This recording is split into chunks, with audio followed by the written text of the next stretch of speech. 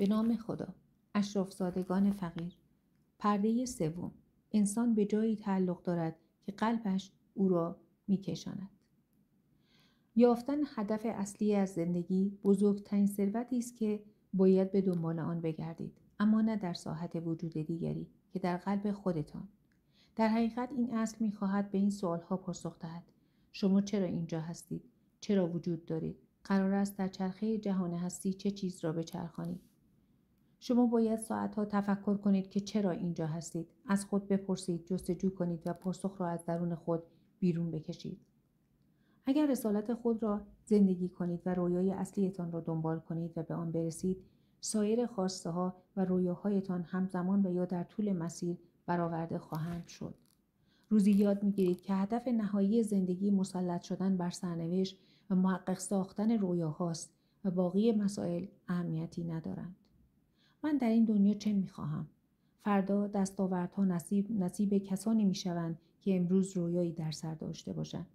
انسانی که هدف، رسالت و رویا دارد و در مسیر آن حرکت می‌کند، نه افسرده می‌شود نه شکست می‌خورد، چون حتی از مشکلات و چالش‌های رسیدن به رویاهایش نیز لذت می‌برد. از دل رویای شماست که اهداف زندگیتون بیرون می‌آید. انسان به جایی تعلق دارد که قلبش او را می‌کشاند. اگر آرزوهای غنی دارند، به این دلیل است که صاحب توانایی‌ها و استعدادهای غنی هستند که خواهان تجلی است. اگر می‌خواهید متوجه علاقه‌مندی خود شوید، به خود نگاه کنید و ببینید در کجا و هنگام مشغولیت به چه کاری متوجه گذر زمان نمی‌شوید. هر قدر از طبیعت خود بیشتر فاصله بگیرید، ارتباط خود را با نشانه‌های درونیتان بیشتر از دست می‌دهید. آگاه باشید که هیچ چیز در یخ نمی‌روید. اگر اجازه دهیم سنت ذهن ما را منجمد کند، ایده‌های نو جوانه نمی‌زند. تفکر سنتی یک مانع اصلی در مقابل انسانی است که دوست دارد یک برنامه پیشرفت فردی خلاق داشته باشد. تفکر سنتی ذهن شما را منجمد می‌کند، جلوی پیشرفت شما را می‌گیرد و اجازه نمی‌دهد از خلاقیت بهره‌ای ببرید. پیشرو باشید، نه دنبال رو. خستگی برای افرادی است که رویا ندارند. شما دارای توانایی‌های خداگونه هستید. ما تکه‌ای از خداوند هستیم. خودتان و توانایی‌هایتان را دست کم نگیرید. اشتیاق باعث جذب کردن و جذب شدن می شود و این دو با هم متفاوت هستند. مورد دوم یعنی کائنات هم می خواهد به وسیله شما آنچه را که آرزو دارید و خواست جهان هستی است تجلی یابد. پس احساساتتان را نسبت به آنچه اشتیاق دارید و مأموریتتان را در این کره خاکی است دست کم نگیرید. تنها تفاوت میان افراد اندازه رویا و زمان است. رویاها سنگ محک شخصیت ما هستند. رویا باید بزرگ باشد. باید چیزهای زیادی در آن باشد. باید یک فیلم باشد. رویا مانند خورشید است و قدرت دارد. هرچه بزرگتر باشد و جرم بیشتری داشته باشد، جاذبه مغناطیسی بیشتری خواهد داشت.